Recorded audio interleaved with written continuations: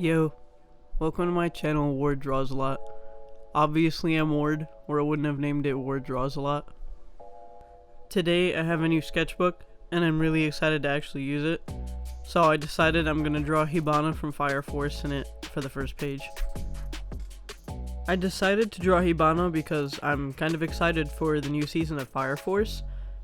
Season 1 ended pretty compellingly, where everything was just like mashed up towards the end, and it was like crazy.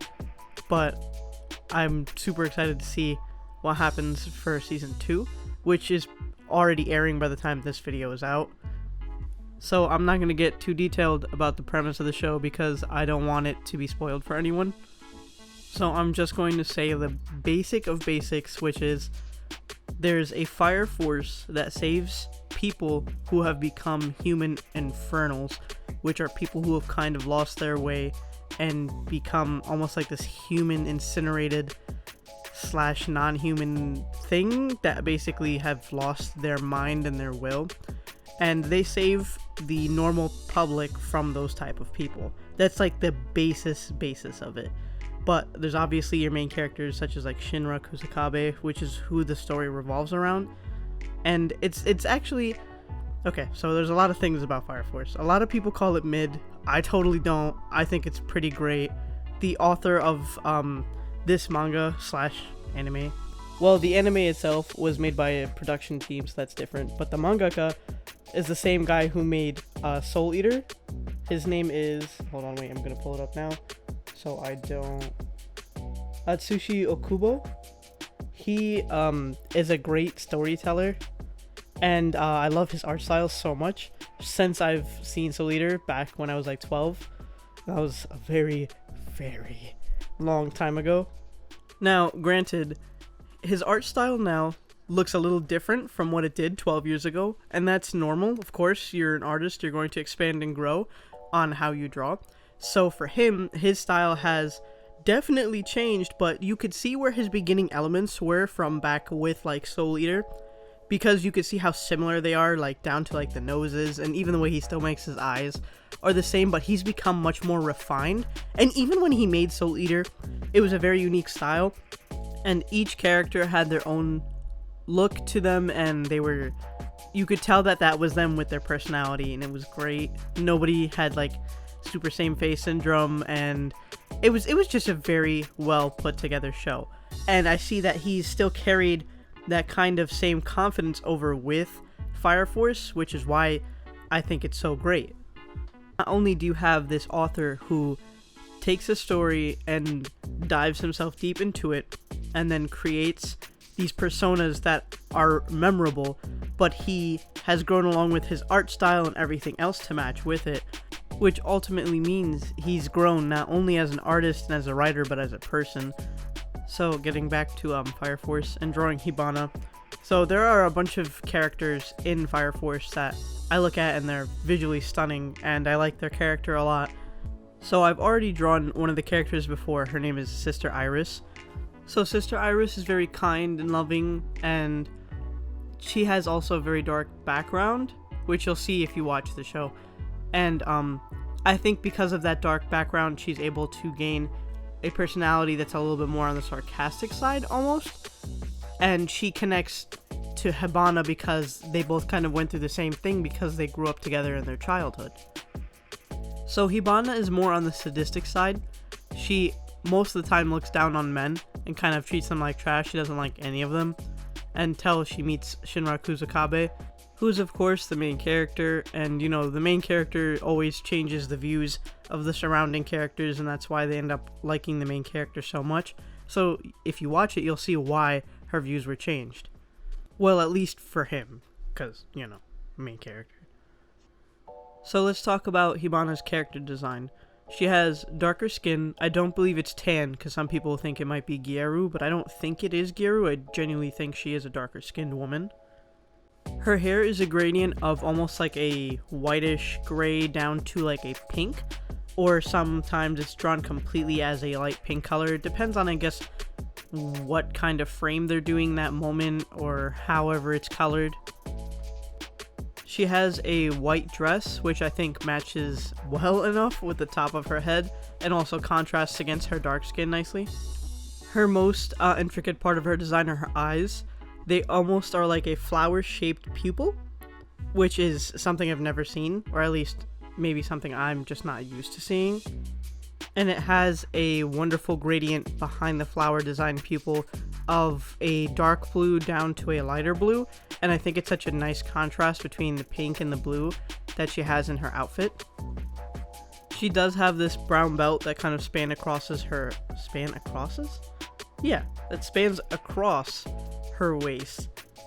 Her giant jacket is just a Fire Force protocol that she has to wear that big jacket, but I'm guessing that she added her own flair to the jacket and gave herself like the little fluff.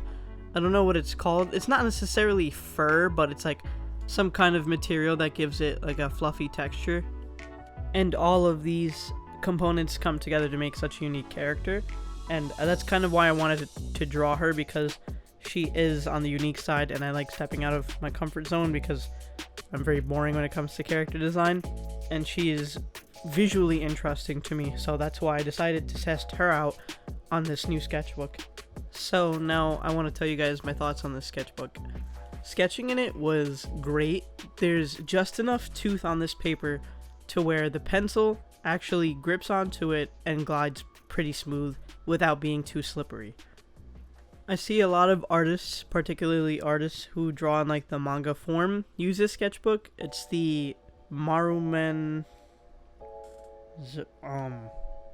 hold on, let me look it up. Okay, it's the Maruman Sketchbook Zuan series. I was always interested as to why everybody uses this paper, and I was like, you know what, it's time I finally get myself a sketchbook like this. So I finally bought one, and as soon as I used it, I was like, this is why, because this book slaps. Lining in this book was great because, like I said, there's some tooth to the paper, so you had something to grip onto the liner and it wasn't too smooth.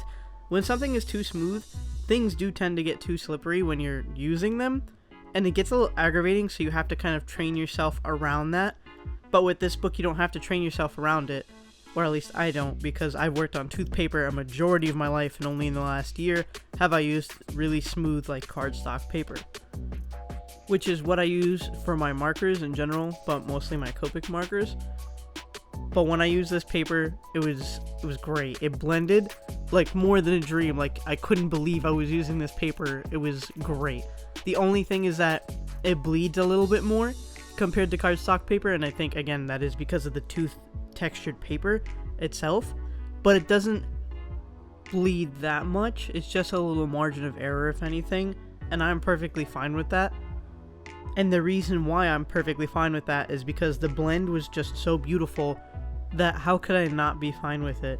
Sometimes you just have to compensate when it comes to art supplies. Not everything can be perfect. I don't think anyone is going to find that one perfect art supply. They could find something that's amazing and great, but like there's always going to be some kind of drawback somewhere, unless like you're fine with a lot of mistakes and it's perfect for you because it has those mistakes and all this other crap. But like you're gonna have some problems with some art supplies, even the ones you love. Unless I'm just speaking for myself, and that's, again, perfectly fine. If that's just my case, I don't really care. If you have a different case, cool. If things work perfectly with you all the time, awesome. If they don't, still awesome. You learn, you get new stuff, you get different things, etc. If any of you are genuinely curious, to any of the 4 people watching, sorry, I found that funny, and I laughed at my own joke, and I know that's corny, but, you know, it was funny. What could I do? Anyway, as I was saying before, I was dumb. The paper does bleed through to the other side, so that means that you do see ink visibility on the other side of the paper, which is fine for me because I don't mind. It's markers, it's going to bleed on the other side, unless you have like a render sketchbook, which genuinely has no bleed through on the other side, but the compensation is that the paper is booty. I don't like the render sketchbook paper, and I even have a render sketchbook, and I'm gonna make a review on it soon enough to show you why I don't like that paper. But This paper does bleed through on the other side, and it's perfectly fine with me because the paper slaps so hard that I do not care, and I never really cared about ink bleed through in the first place. Once I bought markers, in my head I was like, okay, I gotta be fine with the fact that they do bleed through on the other paper, or on the other side of the paper, and I can't complain. The only thing I do to take a precautionary measure is I put a little extra piece of paper under that one piece that I'm working on, so it just doesn't bleed through onto the next page.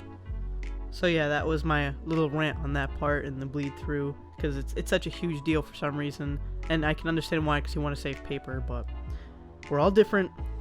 It's okay. So for the shading style, I usually go very heavy with gradients and blending, and I'm trying to steer away from that a little bit because sometimes it could look a little too overdone. So for this piece, I wanted to try and keep it a little on the simpler side with the shading, which I think I succeeded in doing because it doesn't look too overly shaded or anything, so I'm pretty happy with that result. And the blend, when I did use it in areas that needed deeper shading, I thought it looked pretty great. So I was actually very proud of myself when I was finished with this piece.